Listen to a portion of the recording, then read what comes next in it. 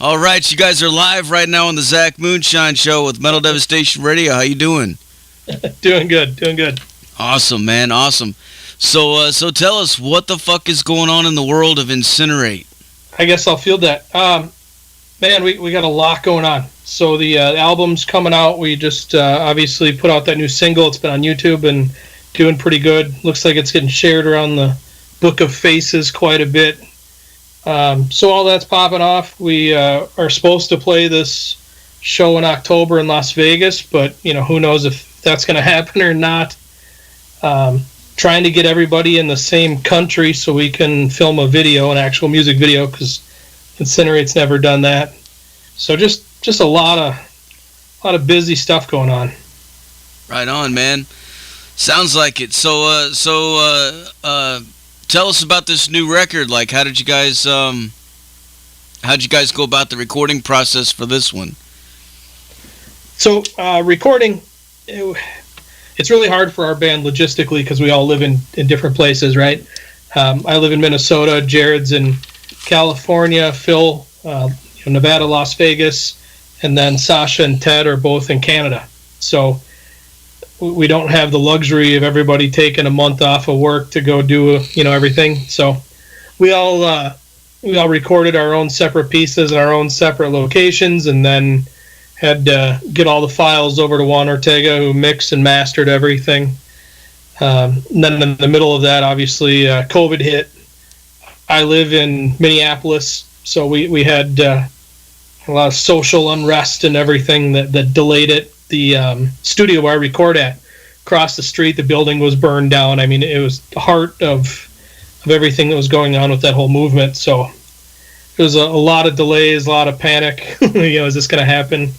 I had bronchitis in the middle of it, so it was a lot of hurdles to overcome for this one. Damn. That sounds fucking brutal, man. Yeah, totally different than your normal band can just all go into the studio at once and work together, Yeah. We don't have that luxury. Right. So tell us about some of these tracks that are on the record, man, as far as like lyrical themes and stuff like that. So the whole album is actually one large central concept. It's based around, Lucifer.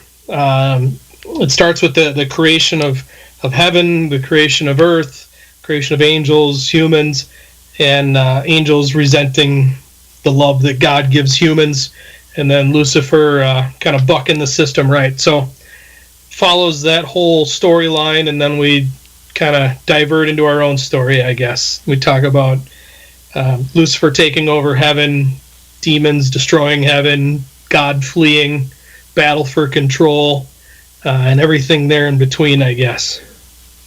Very cool, man. I gotta ask you about the album art, man. It's a fucking killer fucking album cover, dude. How'd you guys come up with that? So we were initially going to have a different artist do the album cover, but John Zig had done a bunch of pieces of work, art pieces, and it all kind of tied into the central theme. So we thought it would just look kind of funky to have the inner workings of the album be one artist and then the album cover be somebody else. So we went to Zig and said, hey, here's what we're after. Here's the theme that what's going on. Here's some of the kind of the lyrics. We got kind of like a little Easter egg in there that he was able to throw in for us. And man, I got to say, he just completely knocked it out of the park. We had no doubt in his ability or anything like that. He's done work for us in the past. He did our last album. But we just, man, we are so proud. I think he just absolutely did such a great job. It's a phenomenal representation of the band and the album and the lyrical content. It ties everything together. And yeah, we couldn't be happier with the outcome. Hell yeah. So tell us about your influences and stuff. Like growing up, how did you guys get into heavy metal? Jared? Yeah, so I started out on a lot of like heavy metal, I guess you could call it, a little harder than the hair metal shit, so I was into like Skid Row and shit like that, right? And then when I turned about 15 and a half, I went down to the local record store in my local mall, and I would always look at cassettes based on kind of how the logos looked, right? And how the picture looked. So I'd see something that looked kind of metally, and I'd pick it out. So I ended up grabbing Deicide's first album, Deicide. Hell yeah. And a cassette player, bro, and it just crushed my fucking mind and just turned me into a little kid, and I was wearing upside down crosses and doing all kinds of shit, man.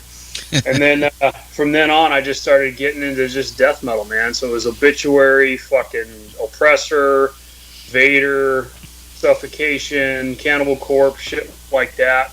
And then as I kind of got a little older, I started getting into more technical type of death metal. And shit that like made my fingers look cool on the guitar, right? That was my goal. So, but I grew up on that shit, man. It was like glam metal and fucking Skid Row and shit, and then it turned into Deicide and fucking, you know, Cannibal Corpse and shit like that, and that rest was history. Yeah, that's almost identical. Jared and I are almost the same age, so the glam, I don't know, whatever, hair metal was all popular at that point in time, and then it was just the quest for faster, harder, heavier, and it just kind of progressed from there. Only instead of going to the record store, I had a friend's older brother that was constantly feeding us cassette tapes to listen to. And then from there, you know, obviously record store stuff. But yeah, almost identical path. I played guitar for a long time, so exact same. It's funny. Yeah, it's funny, man. Like, I felt like when I was younger and I started listening to the heavier shit, I was always craving heavier shit, so I got into Slayer and Metallica and all that shit as usual, but there was a certain group of us, man, that just kind of broke off into death metal, and everybody else stayed Slayer and Metallica and shit like that, right? But there was like 10 or 15 of us kids that kind of broke off into the death metal shit, and it just started getting heavier and heavier, and then it was just never fast enough, it was never heavy enough, it was never technical enough, and we just kept going more and more brutal, and that's, I think, where this American death metal shit came in for me. Oh yeah, yeah. It's about the same for me, man. I'm 42 years old. I remember, you know, I started off with glam rock and you know, like you said, Skid Row, fucking Wasp, fucking Bon Jovi, fucking all that shit. But then I remember we moved to Maryland, and I was able to tune into this fucking college radio station on FM back then. I think it was like 1989, somewhere in there, and they were fucking playing everything, fucking, you know, like, and it all hit me all at once, like King Diamond, fucking Deicide, fucking Exodus, fucking, like, just, you know, all the thrash metal, the death metal, fucking extreme metal from overseas, and just all of it, like, all at once. I remember it was just fucking, it was mind blowing, man. But, you know, I feel you, like, it's, you know, once you get a taste of that, it's so hard to, you can't turn back, man. Right. Hell yeah. And that first Deicide record, dude, I remember buying that shit, and, yeah, just sitting there and staring at the fucking back, the back cover of it, the picture of them standing in front of the thing in the cemetery, you know, and there's just, listening to those songs, dude, that fucking shit, that fucking record, it's still, to this day, is fucking one of the fucking craziest, fucking heaviest fucking death metal albums ever, man. Yeah, absolutely, man. I'm with you. I mean, I remember sitting back and looking at album covers and studying them and reading them and learning who the people were and the fucking members and what their names were and the lyrics and everything, man. It's not like that anymore. Did you ever get to see Deicide live? Yeah, I've seen them a bunch of times, man. I met them a couple times back in the day, stuff like that. And then I think I played a show with them way the fuck back when, man. I don't remember if I was at Impaled or in Fantaside at that time. I can't fucking remember, but I think I played a show with them in somewhere in San Jose. Yeah, hell yeah. I remember the first time we saw him, Glenn had like a backpack. He was all walking through the crowd, all, you know, staunch or whatever, and head down, just all, you know, evil or whatever. And we were, I don't know, 17 or 16 at the time, and he goes up on stage and takes the backpack off and sets it like just all precious, like, right? And we're just like, what the fuck is going on? What's he got? Is there a severed head? You know, like all of our teenage shit just running wild. What the fuck's in the fucking bag, Glenn? And man, they just crushed that fucking night. And then he got done and walked over and picked up his backpack and just all carefully put it on, and then just went backstage. We never saw him again, so we never found out what was in that fucking backpack. Like something. Yeah, it's fucking old tidy whities. I don't know. Yeah. But I remember now. I was in Impaled when I played with those guys in San Jose, and I've had good experiences with Deicide every time I came across them. Man, they were always cool. Even Glenn was cool. Everybody's cool. Brian was super fucking cool. You know, really good dudes, man. I got nothing bad to say about them. Hell yeah, man. Yeah, they put on a great show for sure. Speaking of shows, for people out there who've never seen you guys live, what could you tell them to expect at a live show? Alcohol. I don't know, man. The hard thing is we've gone through a number of lineup changes, so every time somebody sees us, it's a different lineup. But the core group that we have now is extremely tight. We just played a show with Immolation right before the COVID shit hit. Was it November, I think? And I think so. It went off. I mean, it was really good. Phil was a great. He only had like 30 days to learn the set or something, and it was a good time, and we really hit it. So for this new group of songs, it's different than anything we've ever done. But I think we're going to be able to pull it off quite a bit tighter than we've had in the past. We've always had drummer issues, and I think now we're finally at that point where we have somebody that's completely fucking solid. Oh yeah. Speaking of alcohol, what's your favorite alcoholic drinks? Malort. No. I'm really big into whiskey, bourbon. Jack Daniels is my go-to. Hell yeah. Yeah, I'm more of a beer guy. I like IPAs and shit like that. But I did recently, because of my fucking bass player, start drinking that fucking vermouth shit. And now I'm looking put fucking olives in it and all kinds of crazy shit, right?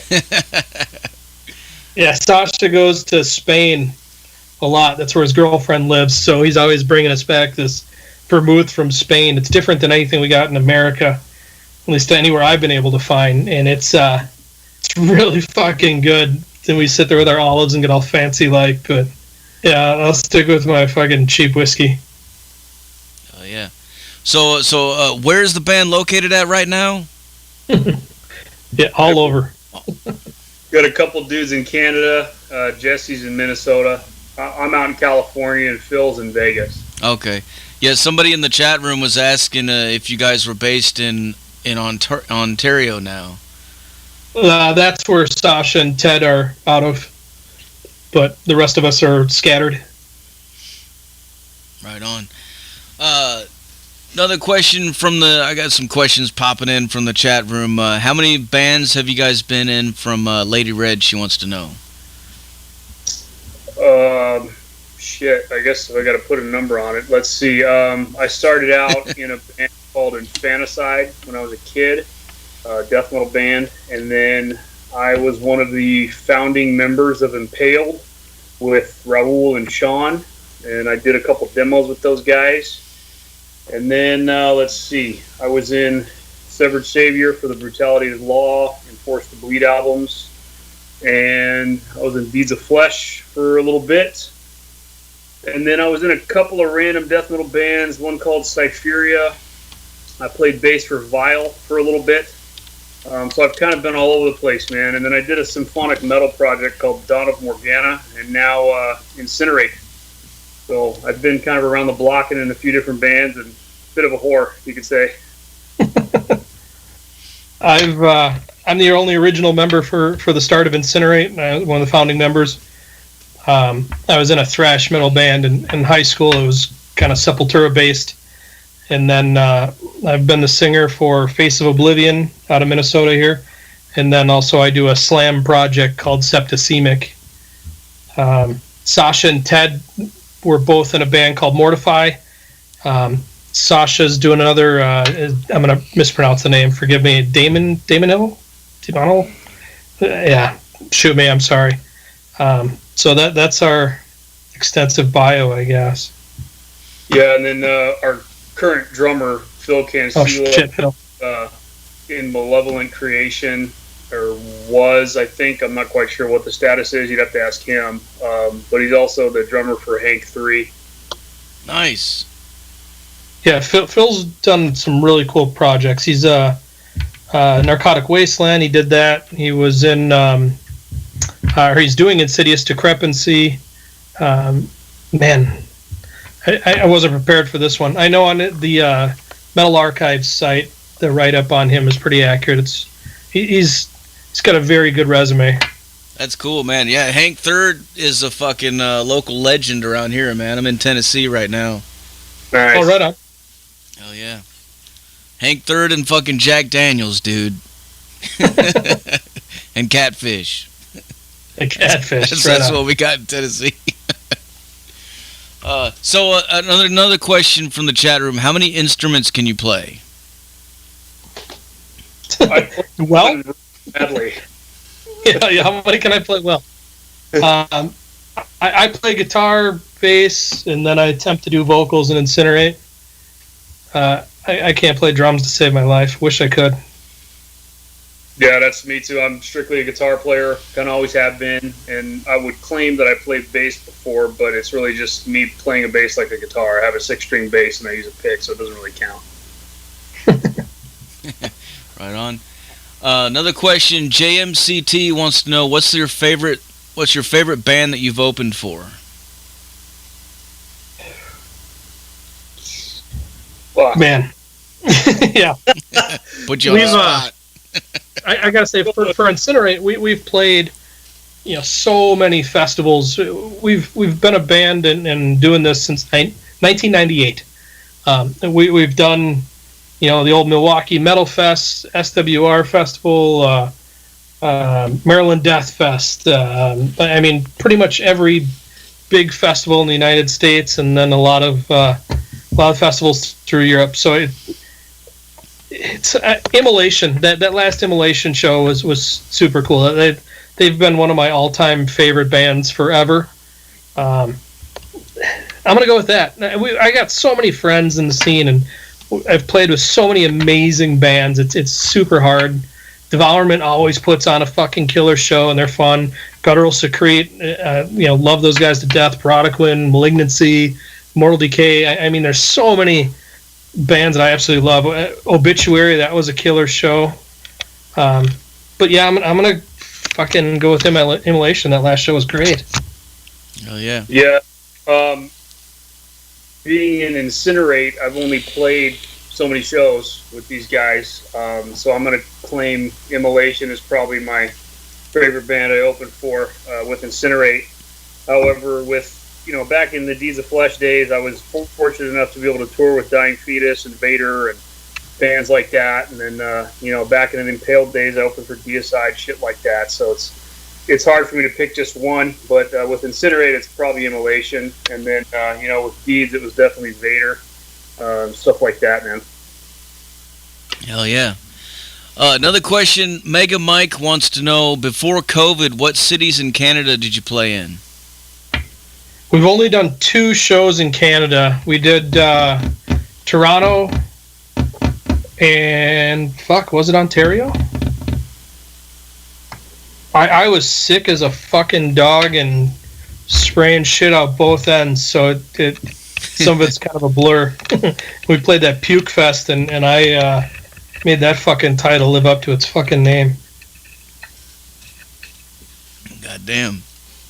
Canada's always killer, man. They got a good metal scene out there from what I remember. And oh, it's great. Fans are crazy, and I love playing Canada, man. I'd love to go back. Hell yeah. Another question from the chat. Where do you see yourselves in about 5 years? Dead. Fuck. Yeah, right? So we got Sacrilegium here is done, recorded. It's been written for quite a while, so it finally, out, right, or gonna be out. It's not even out yet. We've already started working on the next one. I think we got 2 songs kind of laid out. Jared, is that right? Yeah, that's about right. So we've already decided it's going to be a little bit faster direction. So within 5 years, we're definitely going to have at least one more album out, and man, I really want to get back on the road and support the music and play the shows. That's the Incinerate 5-year plan. Hell yeah. Another question. Lady Red wants to know, do you have any crazy stories from the road? That I can tell with my family finding out? Man, so, Jared, you got any? I got one, but I'll let you go. Yeah, probably, man. The only one that sticks out is the lizard food story, man, with Jacoby. And I'm going to name drop that fool, too. So, again, I apologize. I don't have any Incinerate tour stories because I've only done one small little tour with them. And it was pretty straightforward, from show to show. But this was back in the Deeds days, and we were staying at the Gorgasm house. All of us Deeds guys, all of us Disgorge guys, we were staying with the Gorgasm dudes at their house. And one of the cats that knew Gorgasm had a lizard that he fed in the morning. He fed it like this rancid fucking salad and ranch dressing and shit like that. And that was the lizard's food. So fucking Jacoby got stupid on mushrooms and alcohol, and about fucking 3 in the morning ended up going in the fucking refrigerator and eating a salad, or what he thought was a fucking salad, but it ended up being fucking lizard food. And me and fucking Matty Way were sleeping on the floor of the kitchen, and the guy was fucking trampling all over us, and he started fucking puking everywhere and all kinds of shit, man. It was stupid. So the next day, he had to apologize to Gorgasm for eating the fucking lizard food. The guy woke up at 5 in the morning to go to work and was all pissed and fucking yelling at Jacoby and all kinds of shit, man. So that's about as crazy as it got for me, but I thought it was fucking funny. Fucking lizard food. Yeah. Fuck yeah, man. She also wants to know, Lady Red also wants to know, what do you prefer better, bubble baths or showers? Showers. Yeah, shower. I have a jacuzzi tub, or my wife does, and I think I've used it maybe once for some back pain, but otherwise, yeah, I just give me a shower, let me get in, get out. Oh, yeah. Yeah, I'm really planning on turning my tub into a walk-in shower, just getting rid of it completely. Oh, that'd be awesome. Right on, man. So tell us, for you guys personally, how have you been affected by the fucking COVID pandemic, and how are you guys holding up? I'm good. I'm fucking thriving in the apocalypse, man. I'm not a big, I don't want to get too fucking into it, but I work from home. I work remotely for a corporate security company, shit like that. So I'm not affected financially, anything like that. And then I have a fucking crazy gym at home that I work out in all the time. So physically, I'm doing good. Everybody's healthy. We're all good over here. Right on. Yeah, we've been in Minneapolis. It's been pretty tough. We moved last year, and the place where our old house was saw a lot of shit. Our neighbors went through some stuff. There was a lot of vandalism and the rioting and looting. One of the Target stores was within walking distance. So we're very fortunate to be able to move and get out of that neighborhood right before all that happened. Some of our neighbors, obviously weren't so lucky. But it's been turning around. It hasn't been much in the way of protest or any of that stuff around here recently. Like I said earlier, it definitely delayed recording the album. Job-wise, I was able to work from home for a while, but now I'm back out on the road and stuff. So I've been fortunate. Like Jared said, it's impacted a lot of people way worse. So knock on wood, I'll say I'm happy with the situation, but yeah, we're living. Everybody's happy and healthy. The schooling for my kids has definitely been tough, and now they're going back to school, and the whole, is it going to be distance learning or not? If it's distance learning, then it's really hard for my wife and I, because we basically have to be the teachers and then work around our jobs and all that shit. So the COVID's definitely put a kink in everything for everyone, but we've done better than a lot of people, I guess. So I'm happy and fortunate with that. Yeah, as far as the band and like the metal scene in general, how do you feel it's going to be moving forward? Fuck, who knows, man? we're supposed to play this show in October, and with two of the guys in Canada right now, the Canadian border's closed. They can't get into the United States, so they delayed. Canadian border was supposed to be open. Now they just pushed it back to September 21st. So we're still kind of hanging tight to see if they can get in or not. I've seen your drive-in shit and challenges or whatever, and everybody's saying come November we'll find out, I guess. Yeah, we'll see, huh? It sucks. I mean, I've had friends that have gotten very ill. I do know a couple people that have lost close family members to it, so I don't want to make light of the situation. I'm just a fucking stupid part-time musician, right? I just do this shit for fun. The guys that actually make a living off it, and then people that have lost their jobs from it, and I mean, I feel so bad for all those people. Yeah, for sure, man, for sure. Well, as far as you guys, what do you have? What else do you guys have coming up next that you want to let people know about? Well, we have pre-orders on our incinerate.bigcartel.com website.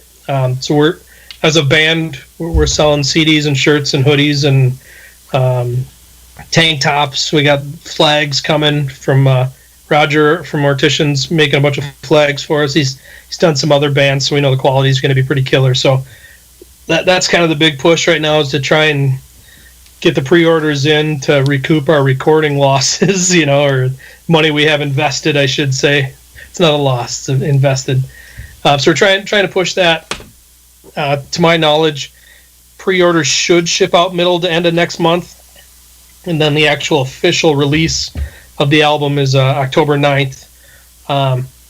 Again, with the Canadian border being closed, we're trying hard to everybody get in one spot to film an actual music video. The band's been around since '98, and we've never done a real music video, and I think it's time.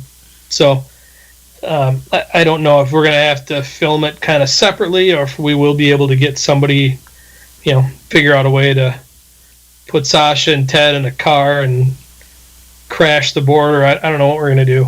But, the logistics, man, that's just the biggest thing. Before COVID hit, we were talking about doing a European tour with Abysmal Torment and a couple other bands, so we were all psyched for that. Had the album was going to be done, and we were going to tour and support it. And then now everything is just on hold. It keeps getting pushed back, so we don't know what the future is going to hold, but we're excited that we got the album done. I mean, that's a big milestone. I don't like 7-year, 5-year gaps in between albums, but with lineup changes and shit, that's what it's been. So super stoked that we're already writing for the next one.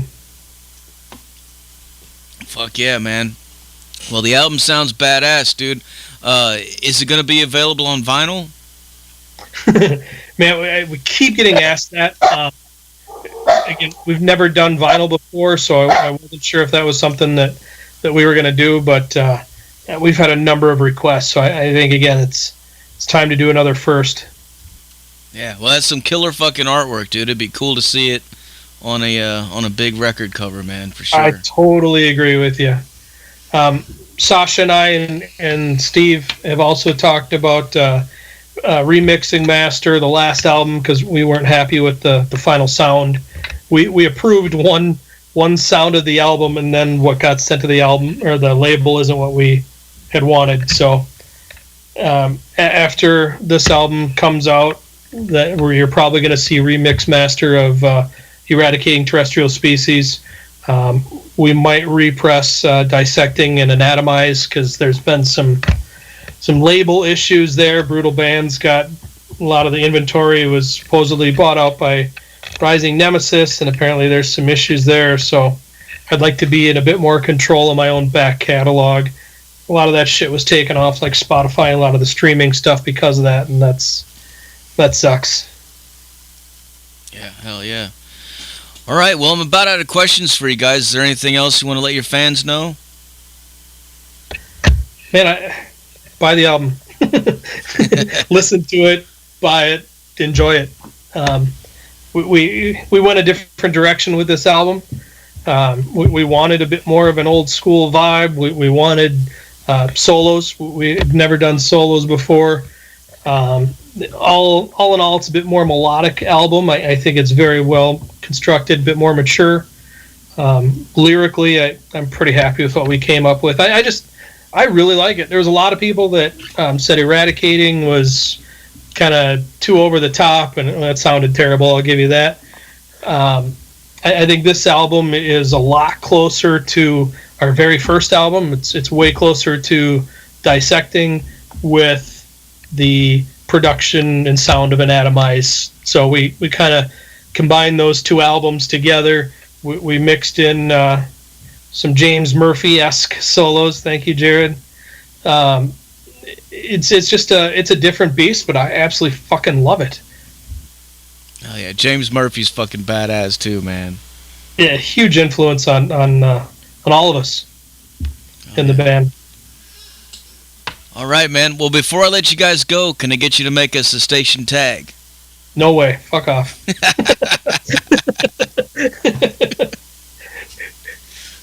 Whenever you're ready. Whenever you're ready, say something like, "This is Incinerate, and you're listening to Metal Devastation Radio." This is Incinerate, and you're listening to Metal Devastation Radio. Fuck yeah, man. All right, well, thanks a lot for taking the time to talk to us, guys. And what I'm going to do now is I'm going to blast some more Incinerate for these motherfuckers so they can go crazy, all right? Hey, I had a question. Do you have the new, do you have the full album? Yeah. So you got one of the pre-press deals or whatever? No, I got the promo from... or promo, yeah, that's what I meant, I'm sorry. Imperative. Right on. So are you going to play another track off it? Yeah. Sick. Coming up next, I got Cast Out and Condemned.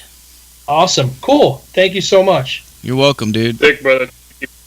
All right, man. Cheers. Cheers, bro. Thank you.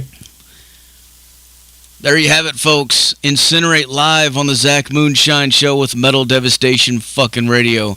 Like I said earlier, put your speakers in your fucking windows, put them in your front lawns, put them wherever the fuck you can. Put them everywhere, dude. Put them in your fucking neighbor's fucking living room, man.